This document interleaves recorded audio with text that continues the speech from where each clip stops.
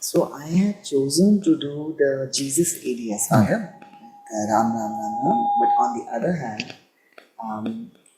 I write Om Namah Shivaya first thing in the morning, and I had always chosen Shiva as my Guru, Isht Guru, since many decades now.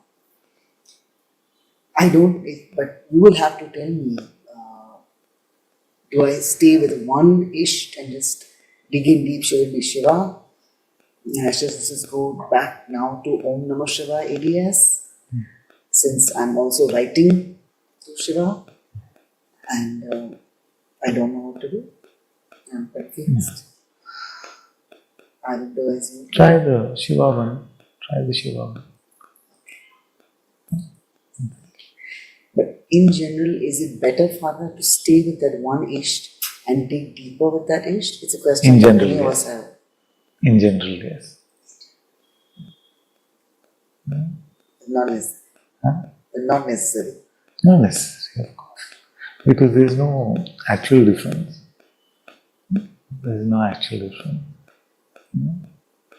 So, remember what I'm going to tell you now, it's very important.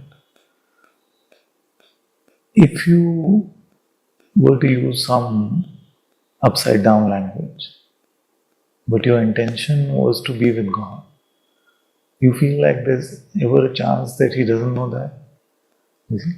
So the why I said sticking to one is in general alright, because that helps us. It helps us to keep us in a particular rhythm, otherwise the mind likes to confuse us. You see, it says, oh, now is it Shiva, or is it Jesus, or is it Ram, or what's going on? You see, but God is not confused. If you remember God with some names which are not even popular in the world, are not known in the world, and still your intention is to be with Him, that is more than enough.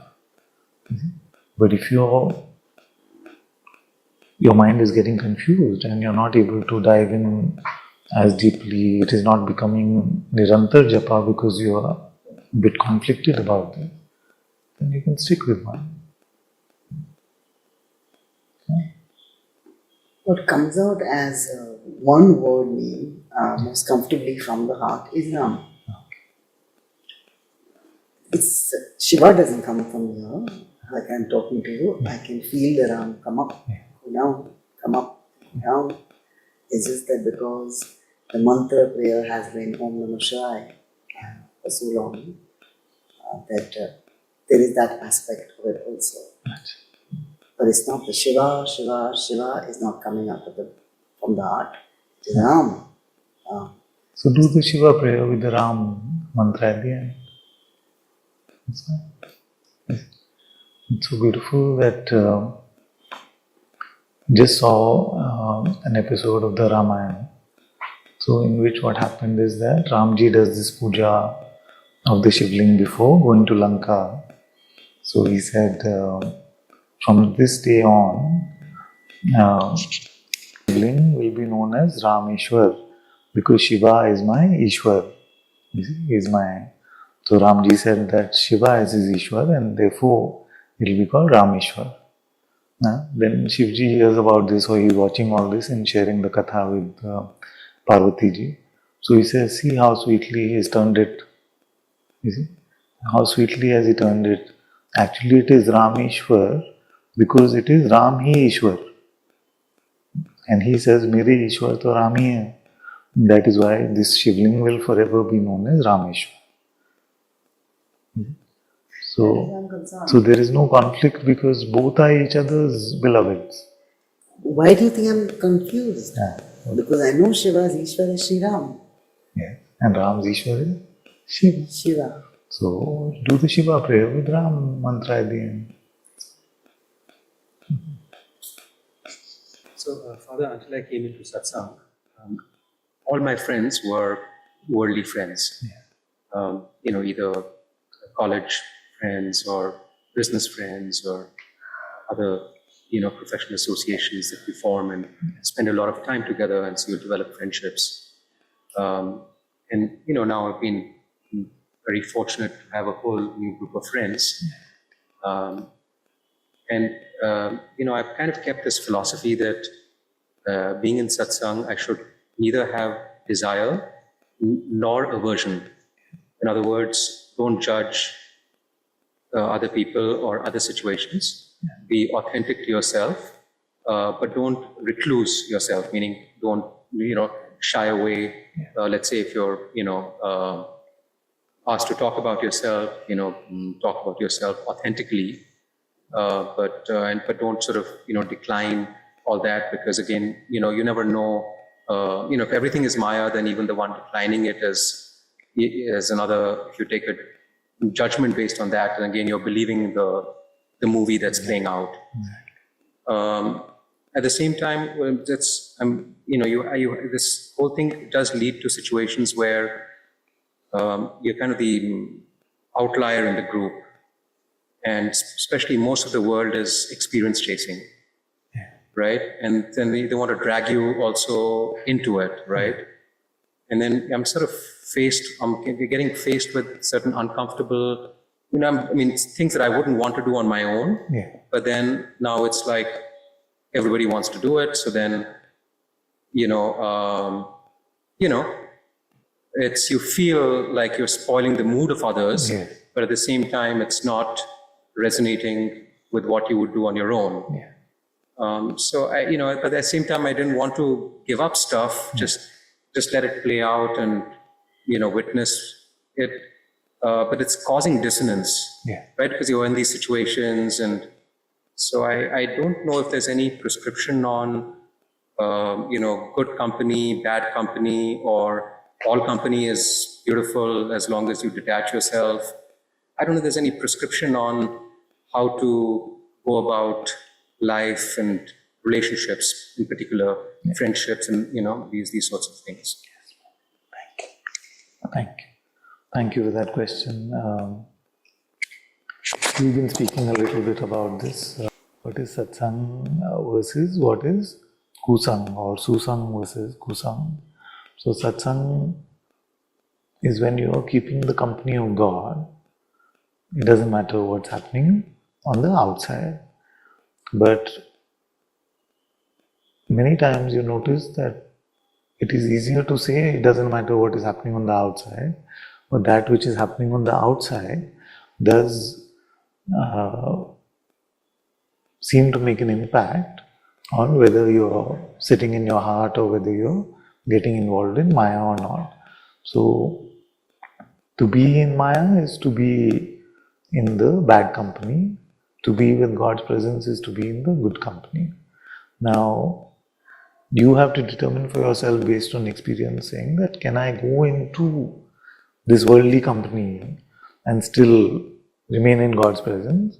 Or does it happen that every time I go into that other company, I get pulled out, and that takes precedence over God? What you could also do is say, okay, this time I will not leave my heart temple, and I will allow this to unfold, and that will give me some experience to be able to check, can I remain with Him independent of what's happening on the outside? And as you go along, then it will become easier and easier.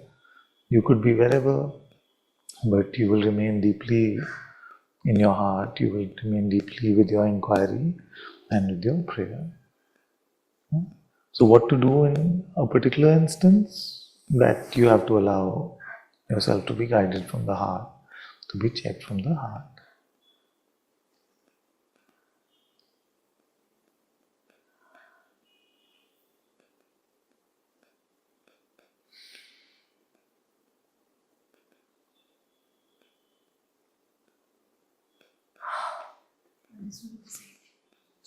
Don't want?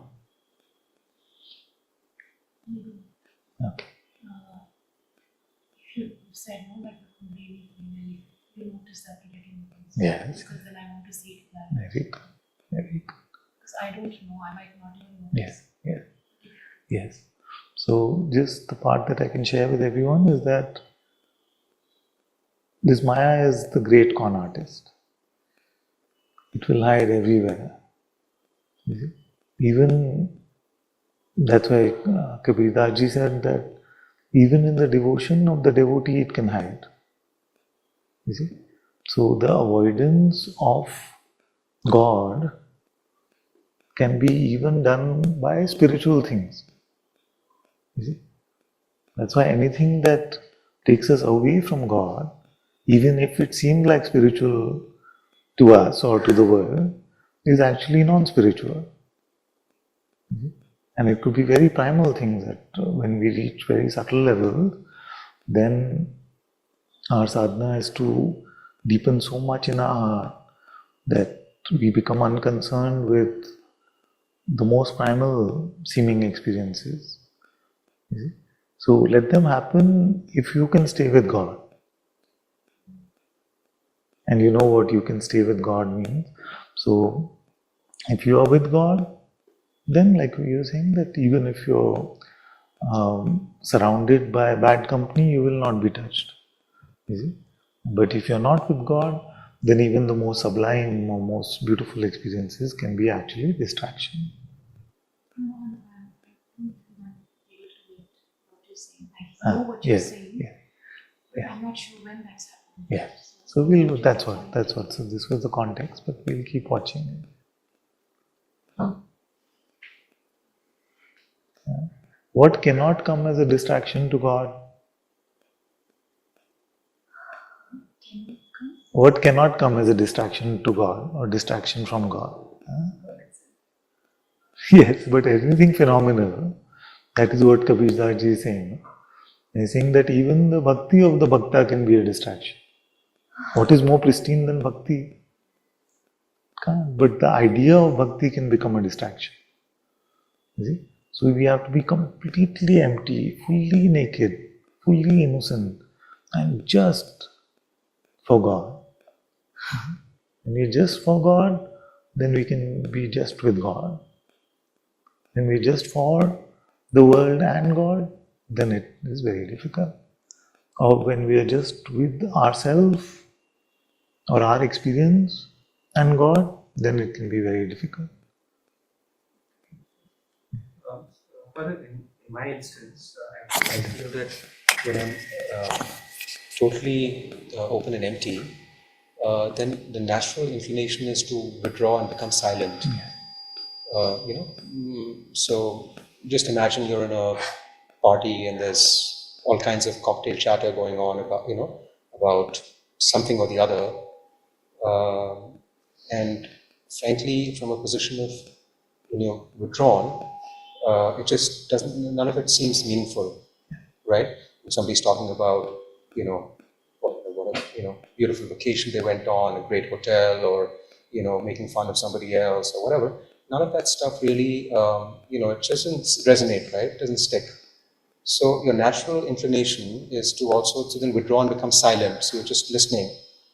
But I'm just saying, if you're in company and you're you're the silent person for a few minutes is okay, but let's say it's for days, right? This is where I'm getting dissonance in terms of lifestyle. I'm just very innocently asking because I'm not really sure anymore how to conduct myself. I get the question. I get the question firsthand. I get the question firsthand because here also a call was made that nothing will get in the way of God. And if something seemingly needs to be sacrificed, then it will be sacrificed. Now, that is why I keep reminding everyone that it's all right to say Maya, it's all right to say all this is unreal, you see, but if we still take it to be real in some aspects of it, then that will still cause some suffering, cause some trouble to us.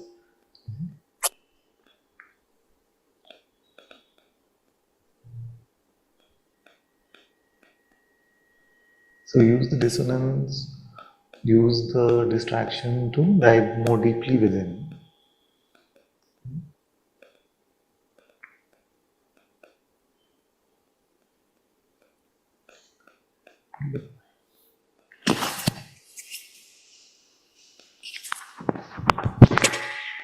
I don't know why I just thought of this Drishtant from, Can't I understand. don't know whether it's connected, but it's just come to me about this Can't lady. really hear you, Miki. Continue.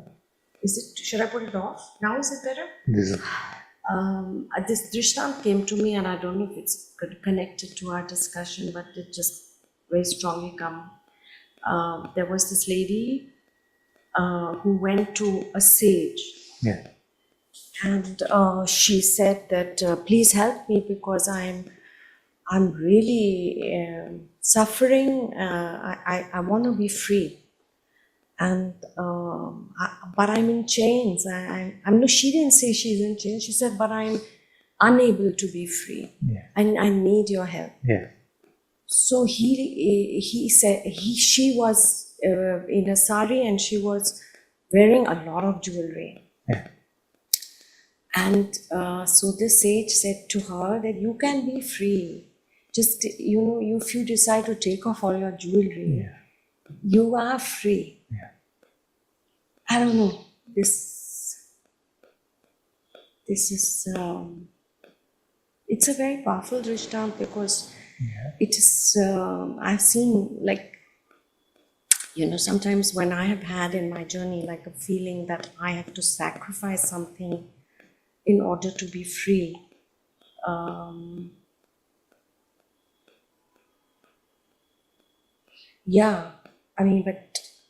just today I was thinking that actually now I have become very, when that feeling comes to me that I must sacrifice my work or sacrifice my relationship in order to be free, I stop myself because I think that is also not something for me to do in a way. That is also something that just happens when there is such thirst. That's true. That's true. It happens. It happens. But also it is important to recognize, like we were talking about it last time, that when we say offer it to God, or sacrifice it to God, or surrender it to God, you see what is actually happening. What is actually happening is that we are cleaning up a lie. We are cleaning up a misunderstanding. You see, that anything belongs to us in the first place. In what way does anything belong? You see? In what way does anything belong, including this body? You see, we can actually lay no claim over it. The one that we take ourselves to be, who can be the claimant, cannot stake any claim to anything at all. So when we are saying, I offer it all to you, I give my life to you, you see, it is our recognition of something which has already been a fact. So to remember the truth of the matter and cleaning up the misconception is at the heart of what seemed like a sacrifice. Yeah. It only seems. Only seems.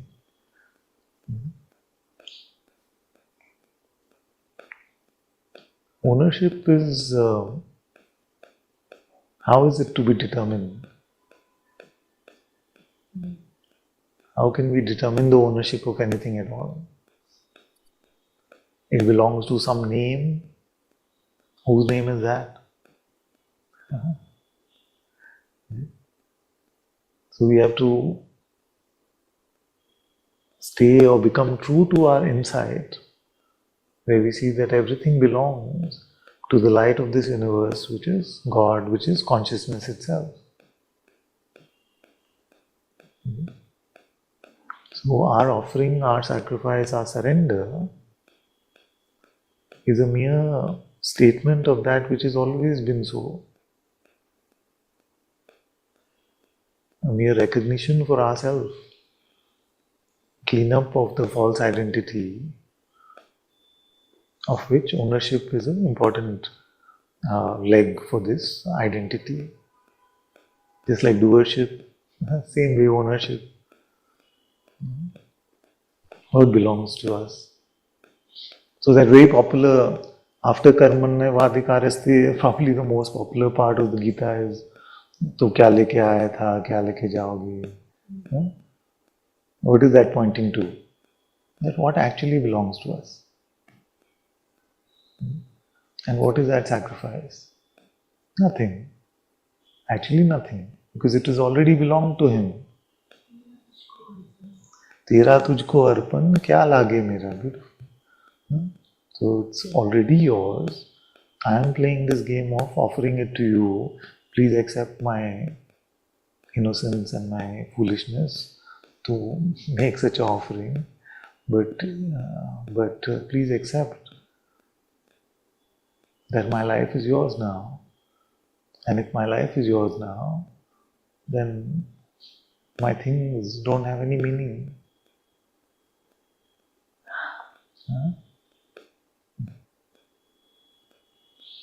तेरा तुझको अर्पण क्या लागे मेरा.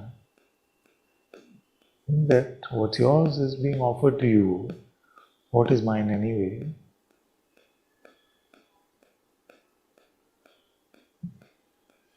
But these things have to become literal in our life.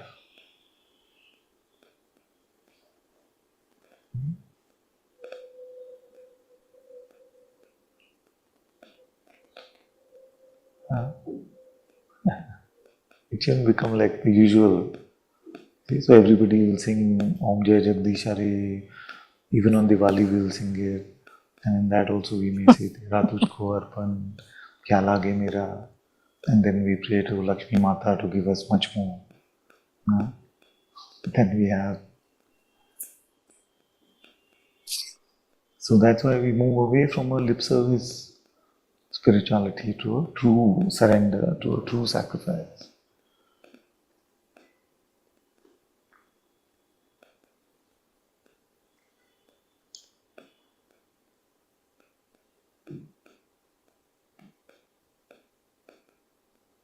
On the outside is this world. On the inside is what? And literally I'm asking.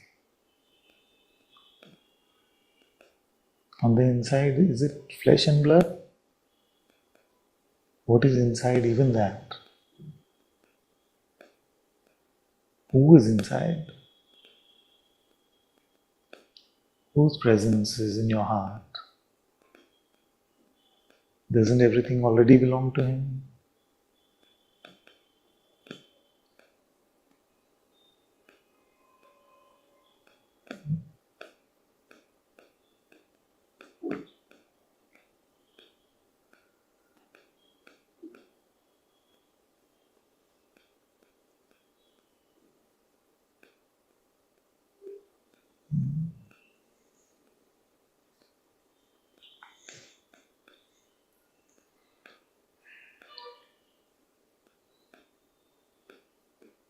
Then actually,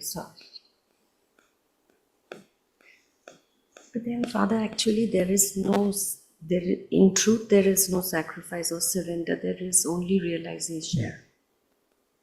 Exactly. It is a recognition and a making a claim on the side of the truth.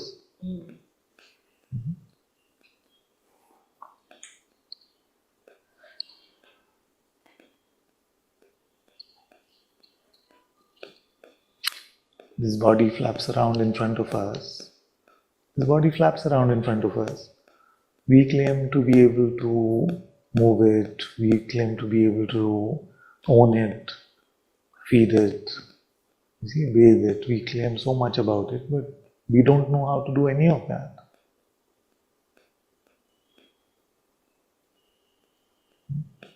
How do we provide life energy to it? What animates its every cell? What is this prana shakti? Who is the source of it?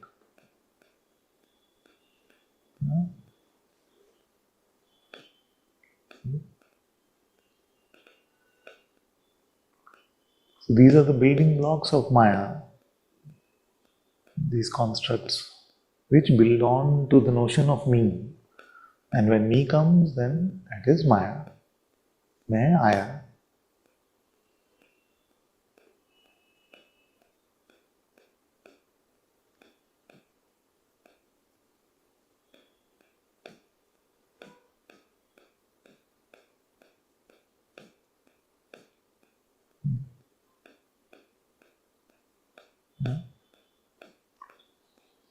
And what is Maya? A simple way to look at it is it's the way to suffer.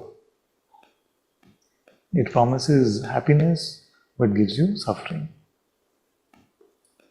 So when we get involved with the me, when we identify with the me, it looks like it gives us benefits but actually makes us unhappy and makes us suffer. And when we let go of it, then we come to God's light, we come to His presence, and we are naturally at home, we are naturally happy. Without needing anything at all in the world.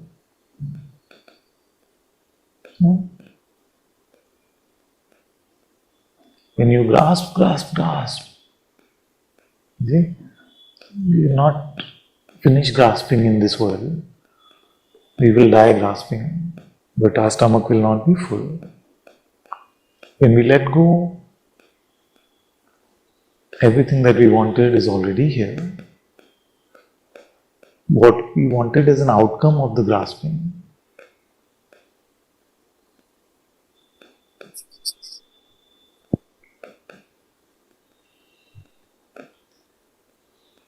Because nobody wants things for the sake of the thing. We want things, we want to own because of how that will make us feel.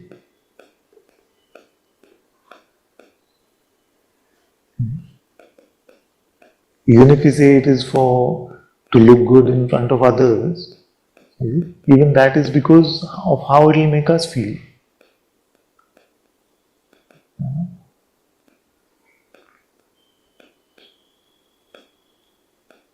So try letting go and see what happens.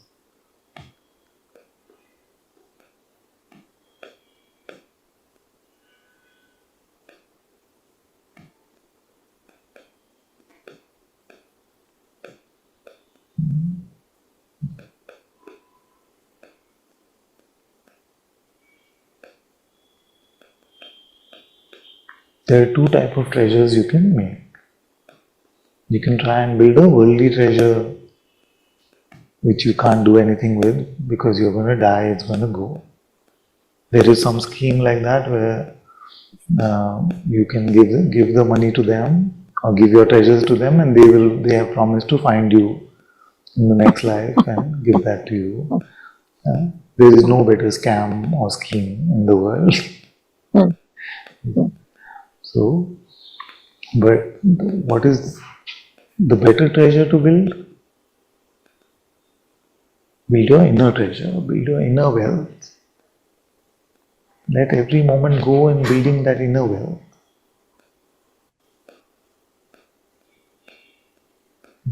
Even happiness here only comes from that wealth. It doesn't come from the outer wealth.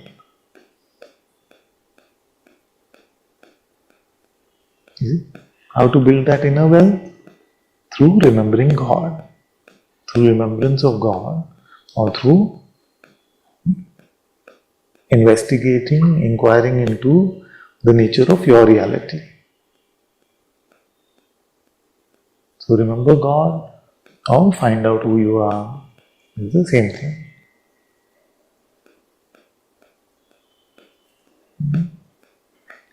But don't waste your time on anything else.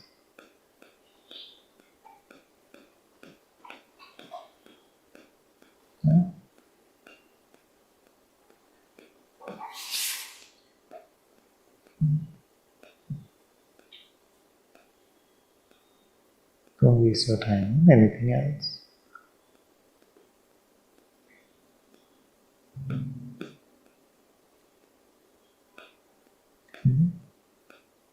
And it's not difficult because if you're with God, remembering God, being with God, if your intention is to be with God, then whatever needs to happen on the outer will happen without your having to be interested or focused on that.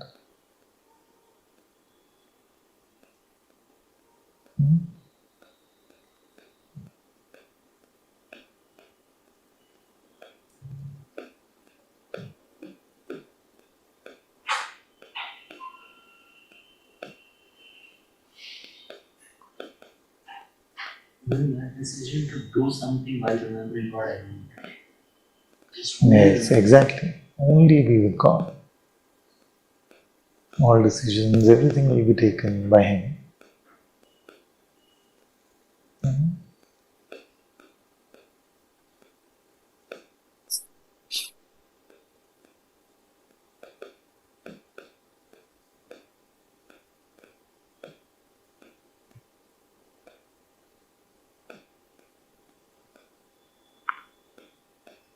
That is how we become antarmukhi, inward facing. Doesn't matter what's happening on the outside. You remain facing inward. That can seem tough, especially if you feel like there's nothing inside or you don't experience anything inside. But that needs faith.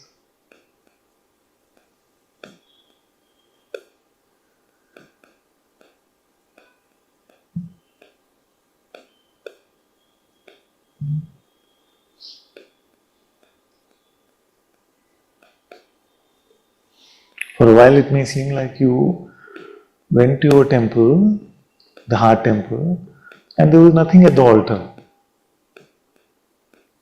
Who can keep facing the altar even if they find nothing there?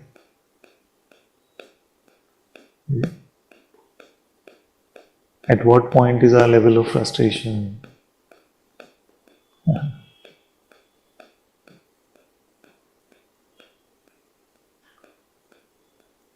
It is said in the Ramcharitmanas that at one point something happened and Shivji decided to just meditate. So he meditated for 72,000 years. So I read that number 3 times. 72,000 years he meditated. Our point of frustration comes in 72 seconds.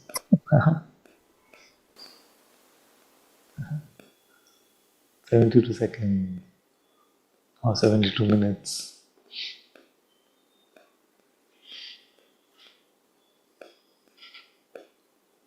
Because it needs a lot of faith.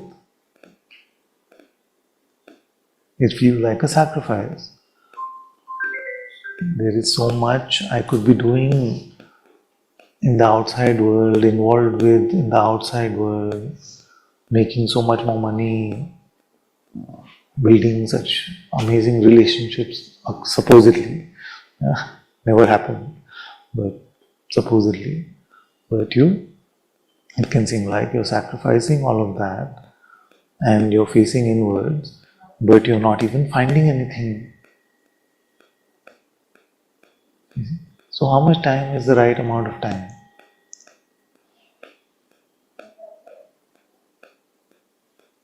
Can we say as much time as to get a bachelor's degree, not even a master's degree? Okay? So can we say 3 years or 4 years? Just inward facing as much as we can.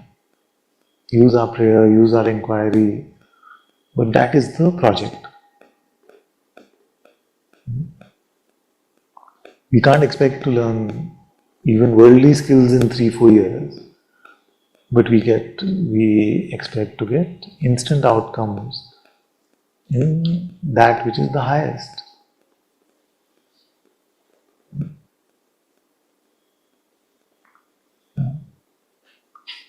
So do we commit that from this moment on, for the next at least 2 years, We will focus fully on God without complaining, getting frustrated, getting distracted by worldly things.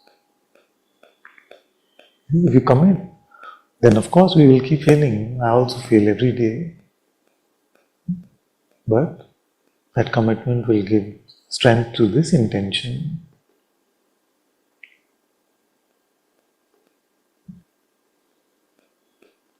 Otherwise you keep falling for Maya by trying to juggle the world and God. Yes? Feel?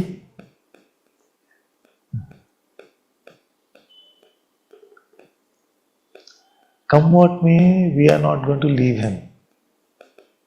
And I have never known Him to leave me. I have never known Him to leave me. And none of you have. You getting what I'm saying with that? When you are with Him, never has He left. He has never said, I'm busy, I have like a trillion universes to run, I have to go. He has never said. He is always with you. You decide to leave, I decide to leave, isn't it? Yeah. So to remain present with His presence is our job.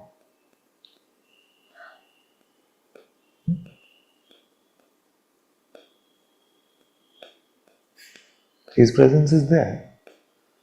We have to remain present to it, even if it feels like at the moment His presence is not seeming tangible, palpable. A disconnection may be felt.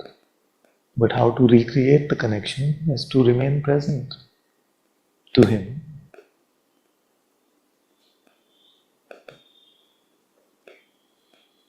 Huh? Why you look worried?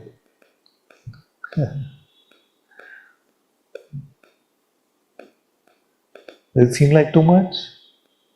Actually, it's very simple. Huh? Simple. Maybe not easy, but simple. What is required of us is to just be with Him.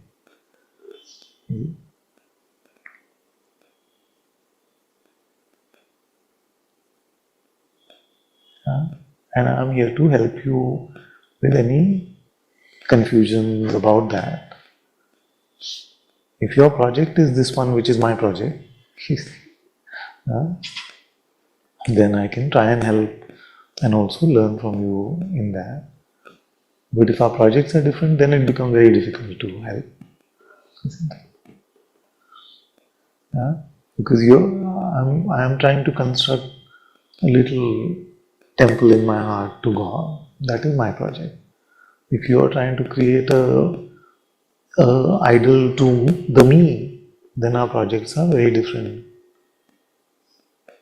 But if you're also in the heart temple construction business, then we can talk.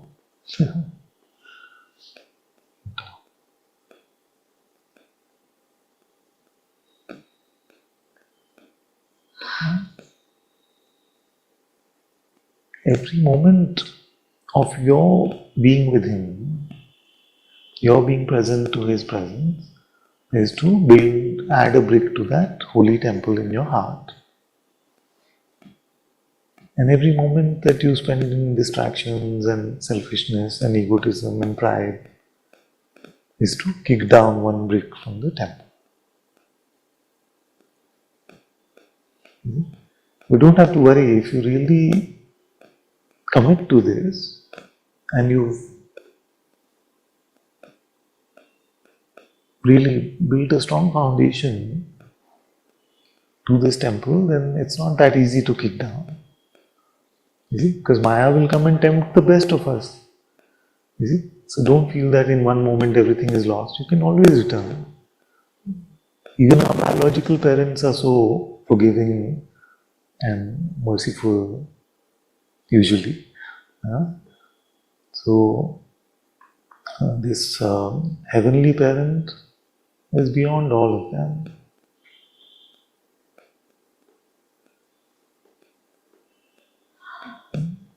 This learning to stay takes time. Yes. Why? Because Maya is compelling. Learning to stay in God's presence takes time. You see? And we spend a lot of time, maybe the first many years will go in just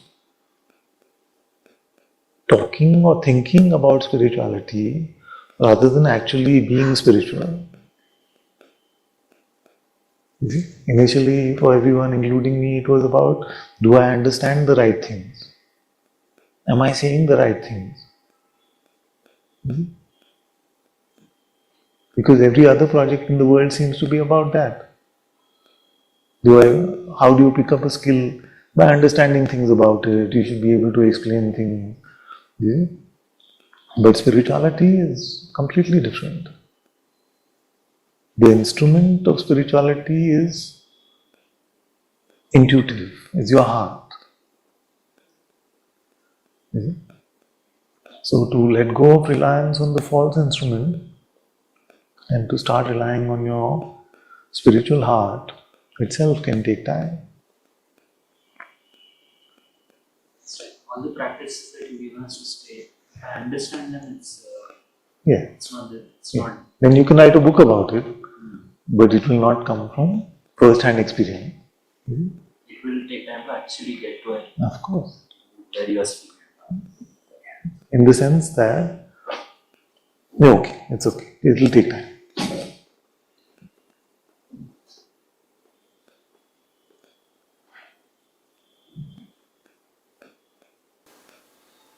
So does everyone have the tools to stay with God?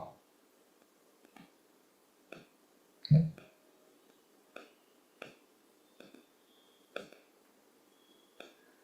Yeah. And the more innocent you are about them, the more effective they are. See?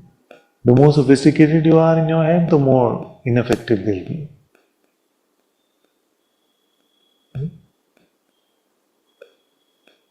Yeah. You know what I mean by that? I'll give you an example. So,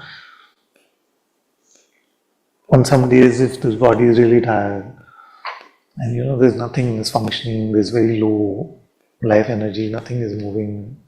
So I just imagine that I'm lying down in the temple. I'm just lying down in front of him at his feet. Yeah.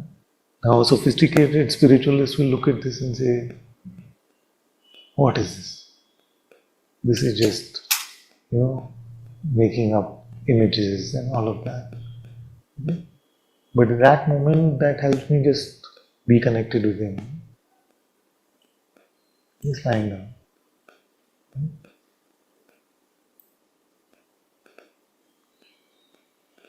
So just these simple things. And that is why to remember that He knows our intention and that is what counts.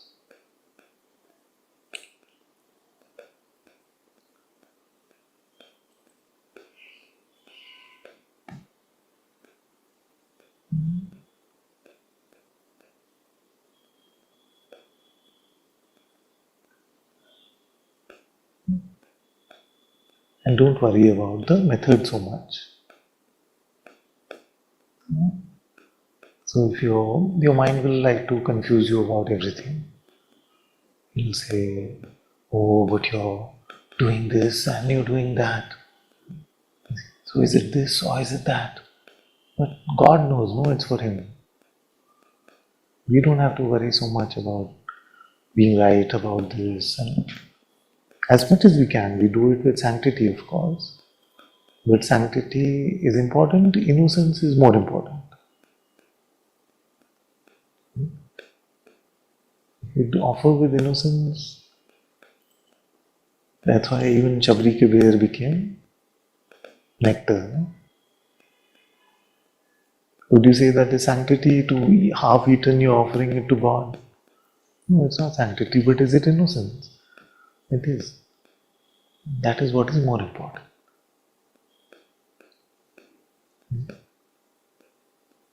So innocently, whatever comes in your heart, simple things.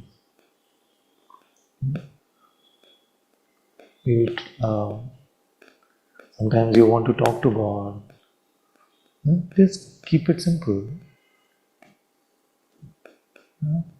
You don't have to show off your spiritual knowledge with me. These absurd things sometimes we try to do. Just simple things. That's why I love the Psalms also so much. Here's a prophet, King David. And King David is the same David as David and Goliath. So God has been helping him since he was a little child. But he just comes in front of God like an innocent baby and just shares what he feels with no pride about being a king or any of that.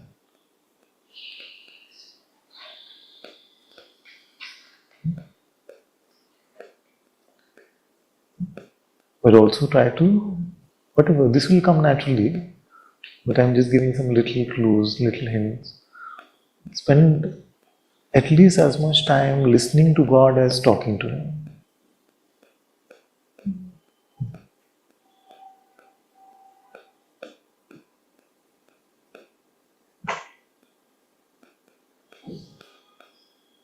Listening means you have to just keep yourself open. If you don't hear, you don't hear, it's okay. But you're remaining open to hear Him, to be guided by Him.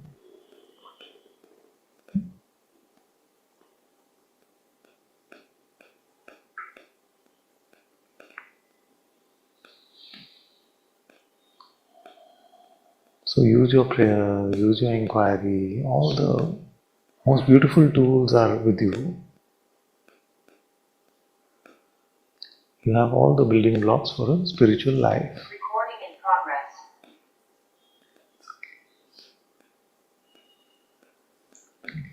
You have all the building blocks that you need for your spirituality.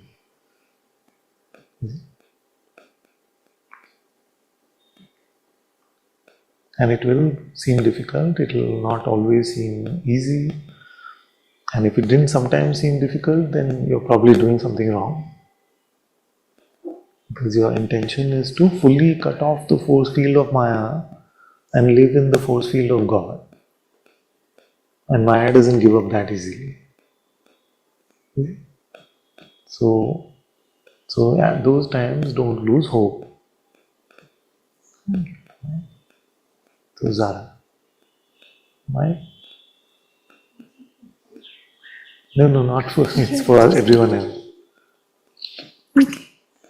Father, if I'm not feeling well, so that is also an illusion. If you're not feeling well, yes, everything phenomenal is in the realm of Maya. You see? Now, to not feel well actually is very good. It sounds strange, what I'm saying. To not feel well is very good. Because have you seen anyone who's not well and proud? It's very difficult to be not well and proud. If you have a stomach ache, no, all your pride is the first thing to go. Have you seen? That somebody could be like super proud of something, could be the head of the army or something. They got a shearing pain in their stomach, no? Or they become a baby in 2 minutes. So they may have tried to hold it up for a bit, be strong, but when the pain increases, then all the pride goes. So this sometimes afflictions like this are very good because they make us so humble, and they make us, when we are struggling with something, then we find it easier to turn to God. We move away from our own capability. Oh, I can do. Is it? So although it is, of course, everything phenomenal is Maya, but we can, when our intention become to turn towards God, that everything that shows up in Maya then becomes fuel for our sadhana, fuel for us to go deeper within. You see?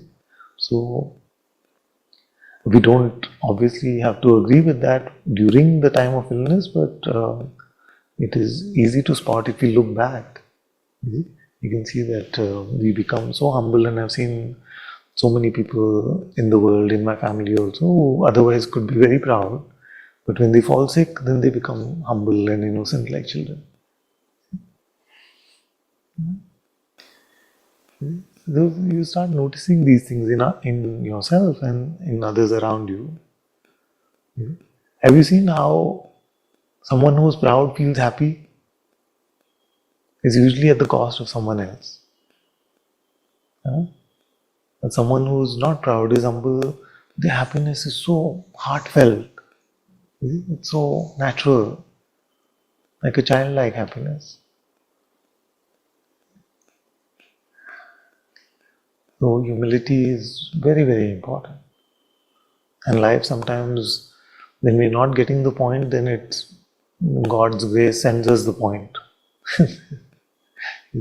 Be like this. Be humble.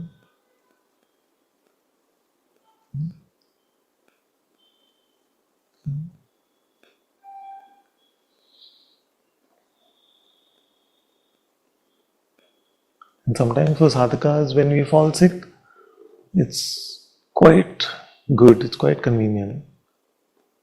Because the world usually doesn't bother you at that time. Everybody gives you a break. You're sick, okay, you can stay in your room. So many times, I remember when I was younger, I used to feel happy, oh, okay, now 5 days I can just pray. Nobody's going to say, what about this, what about that? So we can find grace in most things.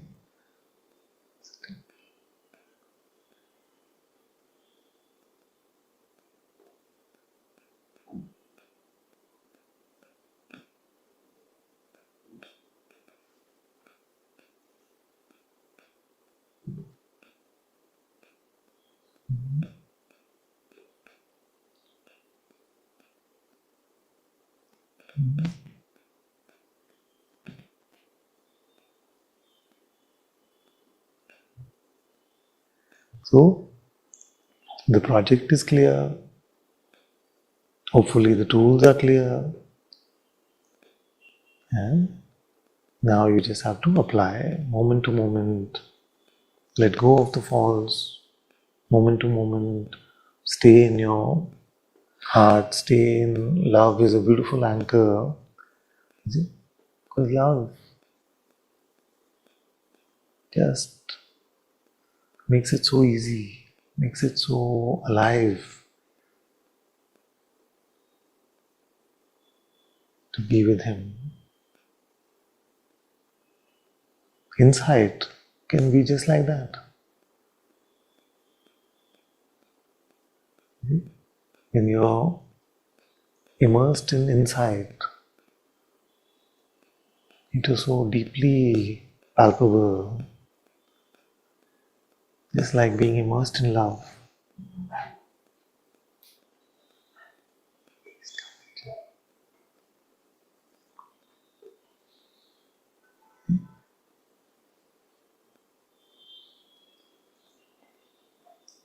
So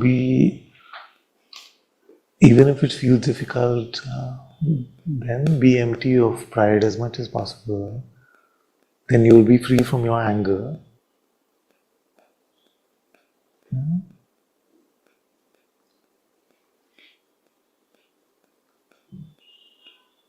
cannot be angry unless you think you're right about something. And to think that you're right about something is just pride. Is it? And then what happens is that when you think you're right about something, you want to take God's justice in your own hands. You want to make a claim over the righteousness and be the executioner of that righteousness. If you learn to be humble, then we learn to leave justice to God. It's all connected. When you are angry, you're not feeling the audience of one. It is God being aware of your life. You see? So try it out. Just promise yourself you won't get irritated, you won't get angry. Just be humble. The mind will scare you. See. But the world will treat you like a doormat. You see? But the world is not important. Allow yourselves to move in God's light. And that light will move you in love, kindness, compassion.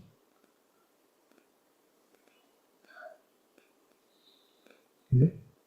And please don't feel, any of you who are focused on the Jnana Marg or the path of inquiry, don't feel like these things don't apply to you. Yeah. It all applies to everyone.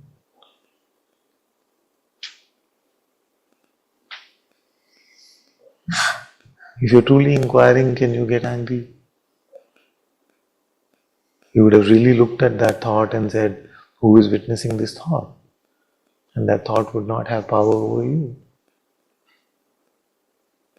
The righteousness would not settle in. Because if you're truly asking, who am I? You will not find anyone to take that stand, to take positions.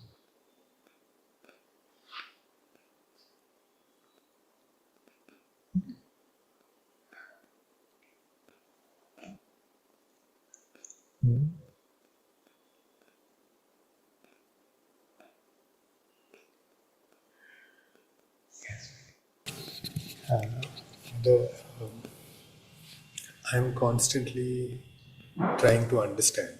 Yeah. I approach everything with my mind. It's very automatic for me. When mother says anything, it's automatic. My instant thing is to go. What is the main thing you understood from Mirama? What is the main thing? You say, not putting you on the spot, which is, sorry if I come across intimidating sometimes, but I'm just really looking at this construct, which is like, okay, now I am in satsang, I'm just trying to understand. You see, now you've been in satsang how long? Year and a half. Year and a half. In that year and a half, what is the main thing or some of the main things that you've understood? To have an unceasing connection with God. Yeah? To have an unceasing connection with God. Very good. To pray constantly. Pray constantly. Very good. To not understand, even though I don't know To what not that understand. is. Okay, that's good. To not understand, not hold on, just conceptually. Yes. Very good. Very good. So let's say we look at the application of this. So to pray constantly and therefore be unceasingly connected with God, then how are you doing on that front? How am I doing on that? Yes, how are you doing on that front? Understand? Not very well, Father. Okay. I keep trying, but I drift away. It's a little, maybe just a little better than before now. But So what would you say that, very broad strokes, and we're not going to make a spreadsheet which is going to be accurate about you and say, Ramdas is doing it. We're not saying like that. But would you say that most of the time you're in prayer and sometimes the mind distracts you? Or would you say most of the time you're distracted and sometimes in prayer? most of the time I'm distracted. Most of the time you're distracted. So, how are you trying to pray through the day? Tell me how your day starts. So I wake up, I try to pray as soon as I wake up because there are a lot of thoughts that come. Exactly. So I do pray for some time, and then I don't know when I'm lost. And at some point, I When you catch pray, do you feel like you come to God's presence? Sometimes I feel a love for God, Yeah. but not always. Sometimes.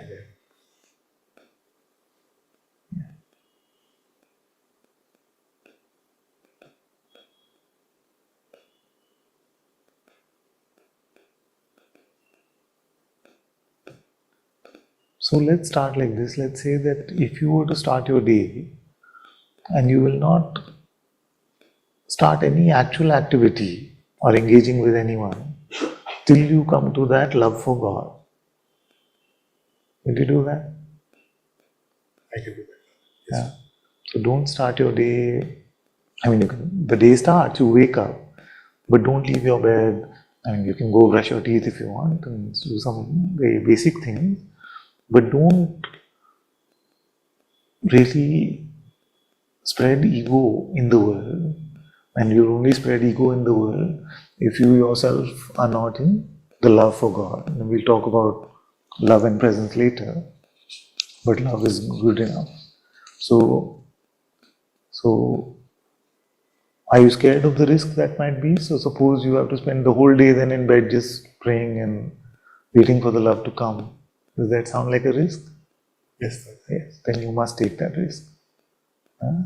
Because spirituality is spirituality when you can sense the risk in it.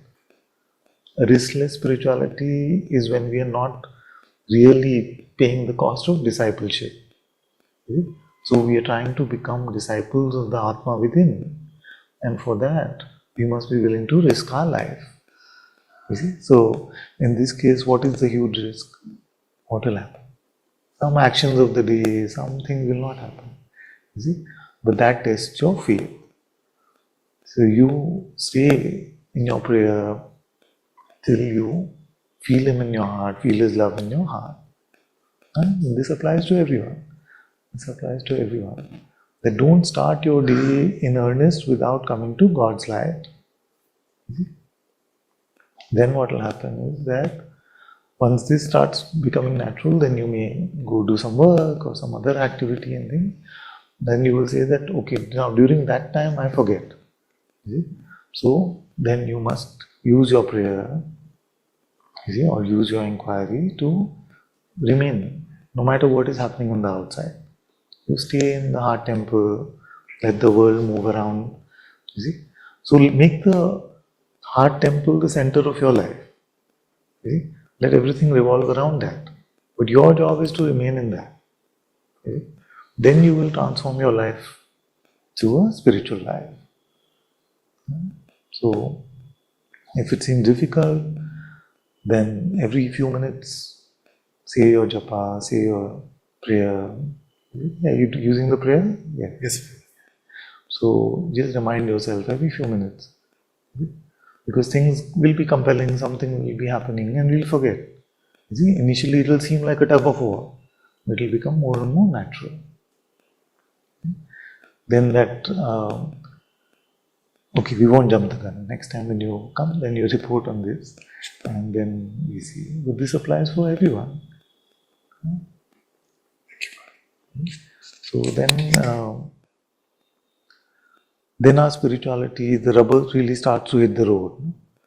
Otherwise, what happens for most is that we are in the world, and then when we need some respite, then we come to Satsang to get some peace. So we come to Satsang, get some peace, hopefully get some peace, and then return back, and then we are in the world.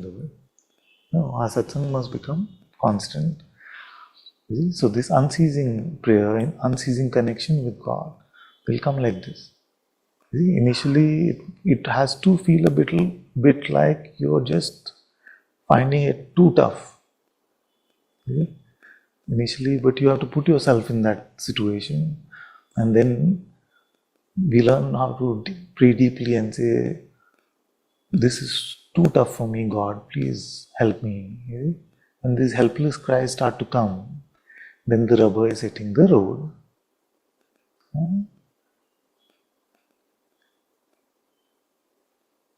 Very good.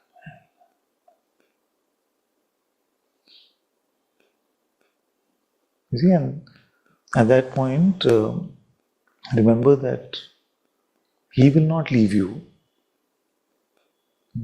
It's we that decide to leave Him.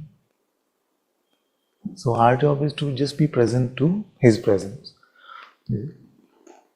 And I'm again repeating for those who are confused about this, like present to presence, are there two presences, what's going on? This kind of question can come.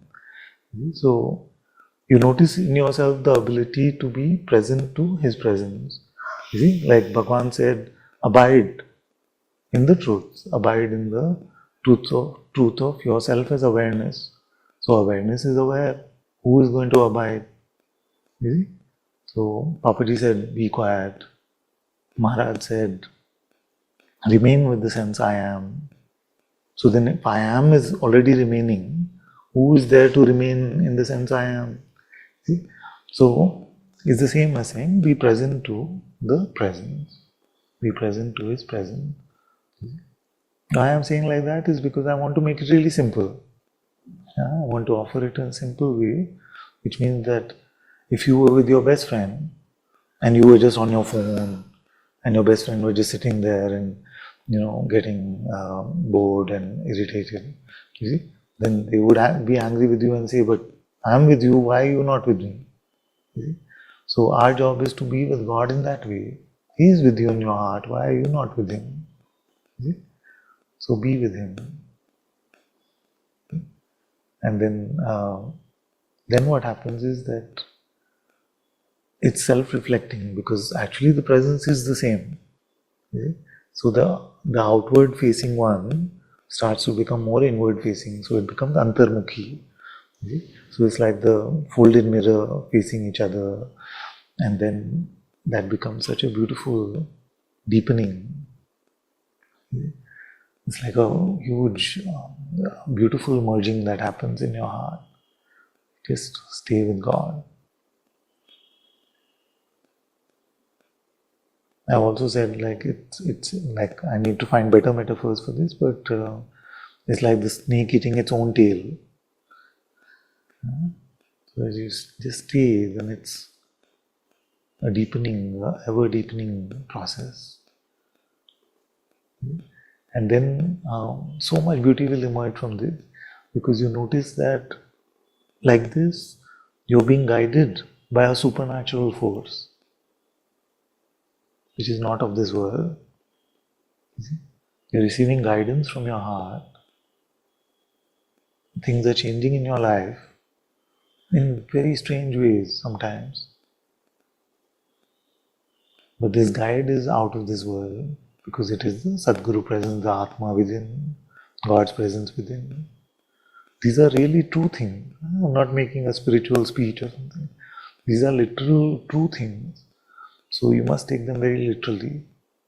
The job of us outer teachers is to bring you to that discipleship of the Atma inside. So, but it is, you don't rest till you come to that. You have to strive for it with full intention. Then Maya will lose its power. Otherwise, what will happen? You leave Satsang, in 5 minutes some phone call will come, something will happen, and then it will seem like that is important and you have left God in that. So then you don't do that. You stay with God, and then your understanding then will just be helpful to you by giving you more tips as to how to remain in God's temple. Otherwise, what happens is that you are creating a spiritual encyclopedia for yourself, but has nothing to do with really being with God. Then how it will change is that when you start to notice the problems that you have, oh, I'm not able to stay, because when it is about food, for example, then I get distracted. Then I forget about God and start thinking about, okay, now what am I going to eat? This kind of thing, for example. So, you see, then when you hear something from your teacher, you see, then you say, now when, the gulab jamun is seeming very attractive, if I follow what she's telling me, then I can just stay with God. You see, so then it becomes a living understanding, a living insight. You see, otherwise we only pick up the ability to share big things and write big things, but it doesn't apply to our life. When we become actual spiritual practitioners, then you see, okay, this is what I struggle with. Then your questions also become very focused on that. That when I try to stay with him, what happens is that my mind offers me some resentment about this old friend that I had, or this person that I knew. So how can I deal with resentment? You see, then it becomes very pointed to how do we pluck out all the thorns from a sadhana.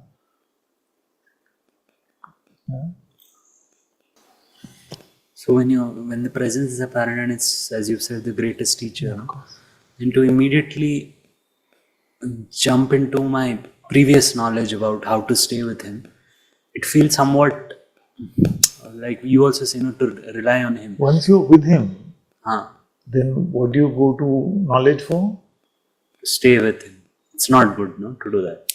That just takes you out of it. Yeah. So In the sense that you're with him. Now it's his business how to guide you. All the knowledge, all what you learn in satsang is to get you to him.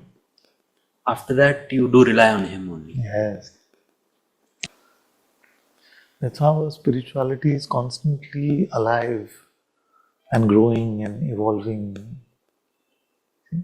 Otherwise, if you just go to him and you say, oh, but I know this and I know, you see, this, then it's becomes stale. Then God's presence is saying, okay, you know, fine.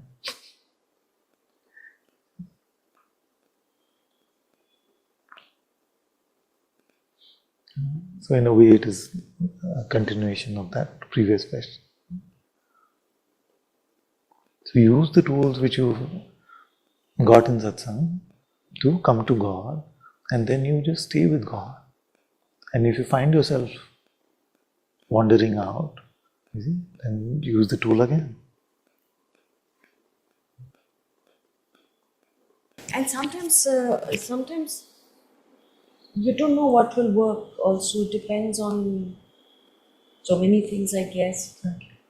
But like I've never been one for too much music and bhajans and stuff. And to this morning, I was like noticed that I'm going on that spiral mind one.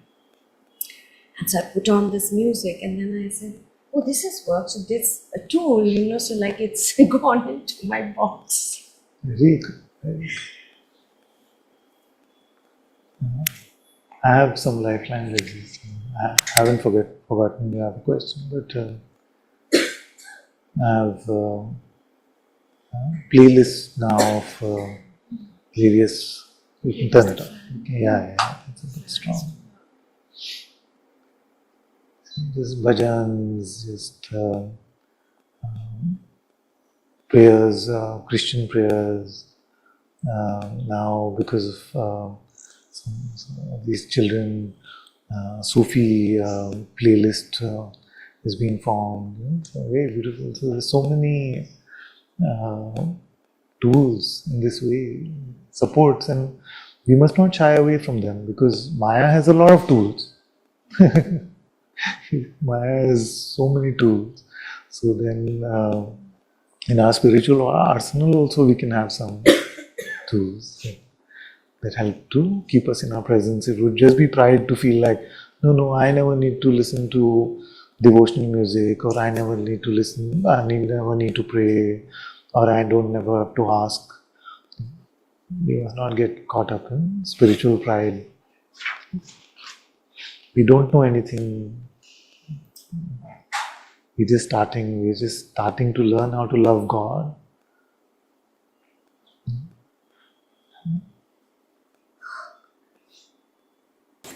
When I'm in the shower also and I feel I need some support, I just put one of those things. I can't hear them, but just knowing that, satsang is on helps just remain open, So, and the mind can trick like this. You are all day just needing support, no? No, yeah, we do need. We don't, because the force field of Maya is so strong. At least I can say for my case that I'm not one who can say that, without any prayer, without any inquiry, without any bhajan, without any of this, that I would just be with God all the time. I don't feel like.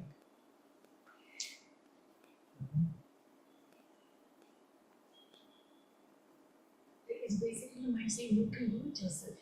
Exactly, and that is pride. Yeah. Exactly. Now suppose that even if you could, suppose that you were in a cave or you were, just parachuted from some plane, you landed on an isolated desert where there's nothing. So suppose that you could. No, I'm just saying that then that in that situation we would have to. No? But in the world, in this by God's grace, we've been provided so much help. So why not take it? Only our pride will get in the way.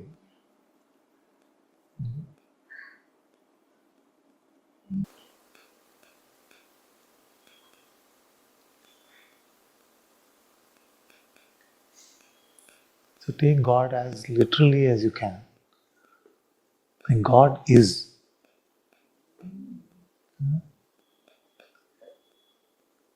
Don't take it conceptually. Don't take Him to be notional. He is, and He is right here. Much more than our power of attention. You may feel like our attention is very strong. So we know most about what's happening with us. How do we know? Because we can pay attention. We can pay attention to our thoughts, we can pay attention to our actions, we can pay attention to our breath, we can pay attention to so many things. But if you actually look at it, attention is very limited. We know very little about even the functioning of this body mind.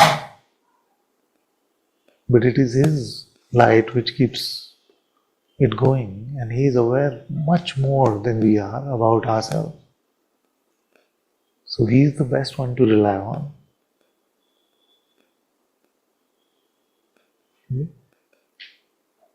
We are very topsy-turvy.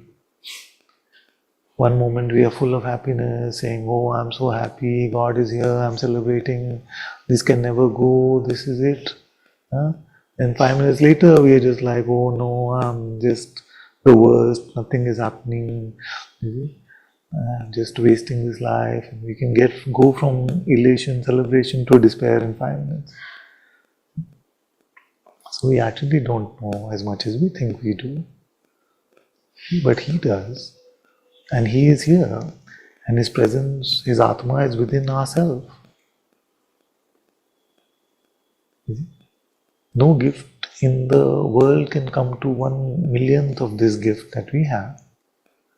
But most of us, most of our brothers and sisters, treat it to be just notional, treat it to be conceptual. We are not trying to come to God, to be in His presence, to live in His light.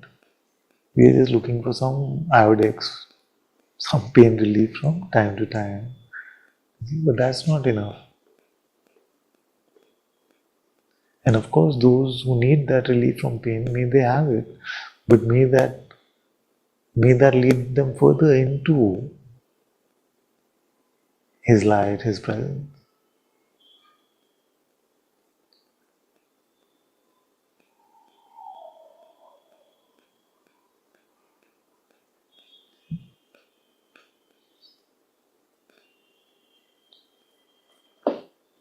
Yeah. So one question was coming to ask everyone, which is to say, who are we living this life for? You don't have to say it out loud, just for yourself. Who are you living this life for? Until that answer doesn't change to God or truth, which is the same, Satyam Shivam is the same. If that answer is not God or truth, then you are yet to start your spiritual journey. When you can at least say to yourself that my life is truly for God, then we start in our spirituality.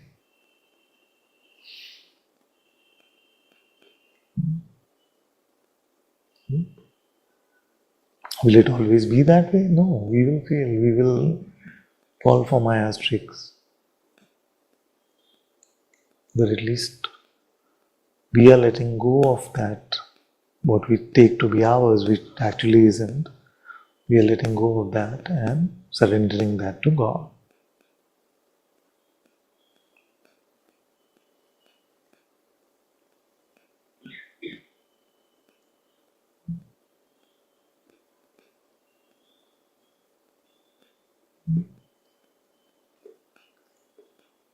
Good? With God? God presence? God's presence? Okay, now Chandra's question.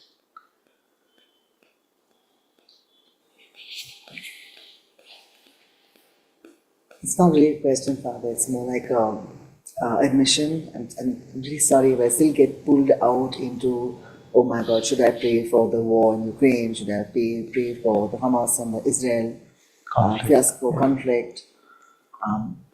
Should I be? It pulls me out, and I just want to ask you: should I just tell it to buzz off? What should I do? It seems. You tell me what to do, please.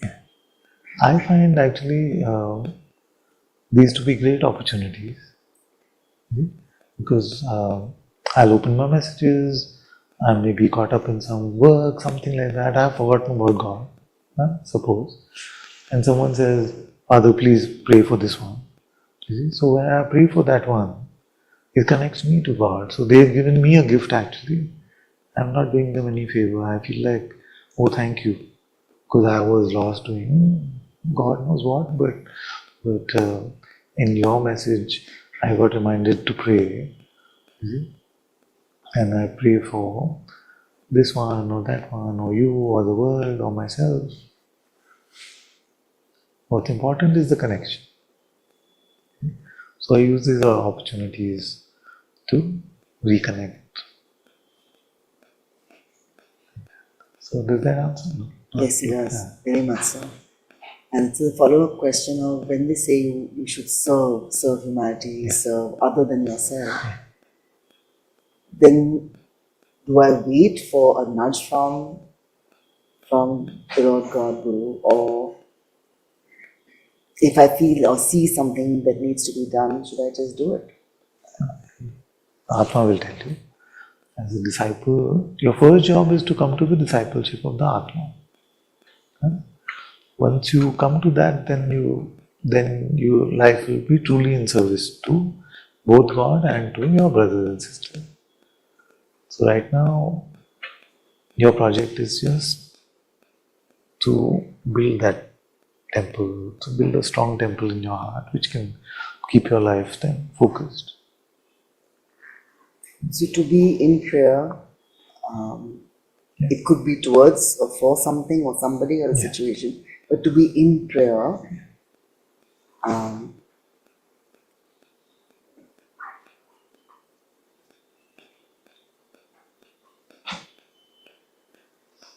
to stay within His love. Yeah.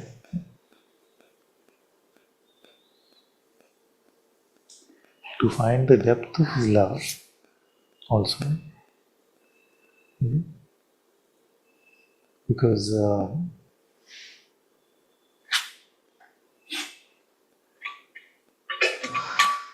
it is just too much in there.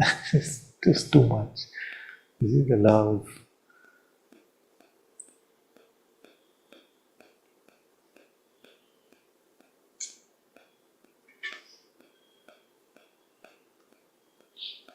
To compare it to a volcano would be an understatement. And that is why you have to give credit to Maya sometimes. So much is inside of us. His love is just oozing out. And yet, this drama, this play in front of us can seem to make it all seem non-existent and just fairy tales.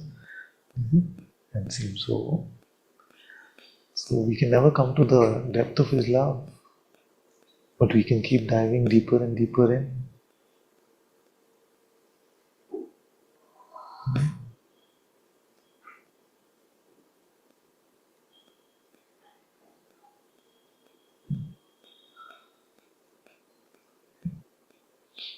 Because we want to catch it in the reflection. Maya's job is to give us a pretend reflection.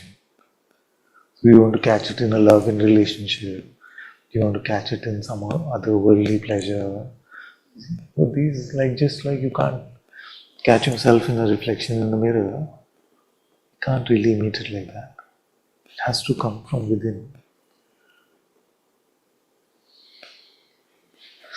Is the easiest way, Father, if I keep writing in my diary? Yes. Is that a discipline I can do? Of if I course. can just. Do you feel like it's a heart process or a head process? With my diary, Yeah. it's a hard process. Yes. Then everything that's a heart process is good.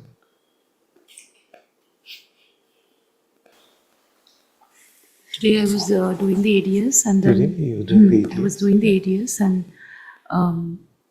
sometimes I think about one of my kids who doesn't believe in God and I feel pain, and so it felt to pray for him. Yeah. So I turned the ADS to him and I noticed that when I'm praying for him, Yeah. it feels more real than Yeah. when I'm praying for myself. Like as though I'm actually praying for him, Yeah. But when I'm praying for myself, it doesn't have that It's all just like the time. lip service. It's like sometimes I actually am, when I'm really feeling helpless, I'm actually praying. But it doesn't feel so alive as I was feeling. Maybe I'm not sure if when I pray for, I have not noticed, but for him, it was like, please bless him. So why is it like this, Father? It can be like that. It can be like that. That many times it seems much more mechanical if it's just for us. Yeah. But that's why suffering or illness is very helpful. Because when you're going through that, then you Yes. can really Yeah. put some fire in it. Yeah. But it comes because what may happen more and more is that as you come to Him more and more, you will see what is still your blocks and what is still your conditions and your, I'm saying for myself, you see your lack of love, you can still see your pretense, you can see all of that for yourself. And these things will seem like a lot. That which didn't seem like it was too much earlier. You see, as we dive in more and more into Him, these smallest aberrations are actually not small. You see, but those which we are blinded to see earlier, then like I come to every satsang and I see my own pretense. That adds so much fuel to my prayer. It's just like, tear this mask down. That mask keeps coming back. It's like the movie. It just keeps coming back. Like what And I felt was, it's in all relationships. This sort of, I can't be fully naked and innocent. So I'm noticing that more and more, and that becomes fuel for our prayer. No? It's just like, have mercy on me, yeah. because I can't do this by myself. Yeah. This will only happen by your mercy. So we start to spot so many things, and those provide fuel to our prayer. Like I feel like I felt like when I'm praying for him, God was more real than when I'm doing the prayer for myself. Yeah, Like that's that good, was the that's strangest feeling I noticed. That's good. Maybe we are used to that. Like when we pray, I don't know. It's okay. Yeah. It'll develop, evolve on its own.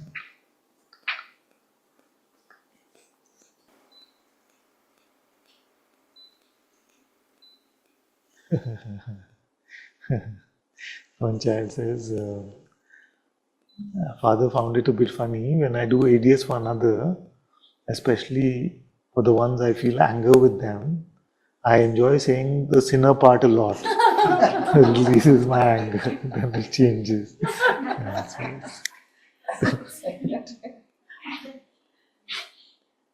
Sweet, that's sweet. I got it.